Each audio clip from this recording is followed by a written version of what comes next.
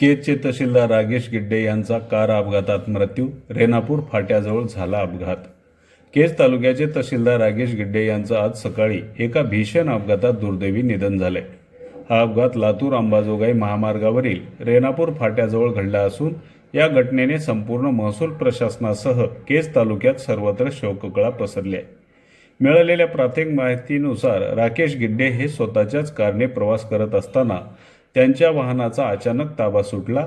वेगात असलेल्या कारने नियंत्रण गमावल्याने कार रस्त्यावरच पलटी झाली. अपघाताची तीव्रता इतकी भीषण होती की त्यात तहसीलदार रागेश गिड्डे यांचा जागीच मृत्यू झाला. विशेष म्हणजे अपघाताच्या वेळी ते गाडीत एकटेच असल्याचं समोर आलं आहे. घटनेची माहिती मिळताच तात्काळ रेणापूर पोलिसांनी घटनास्थळी धाव घेऊन तहसीलदार रागेश गिड्डे यांचा मृतदेह उत्तरीय तपासणीसाठी रेणापूर येथील ग्रामीण रुग्णालयात पाठविण्यात आला आहे. रेणापूर पोलिसांनी पुढील तपास सुरू केला असून अपघाताचे नेमके कारण कळू शकले नाही, परंतु या घटनेमुळे मराठवाड्यातील संपूर्ण महसूल प्रशासनावर शोककळा पसरली आहे.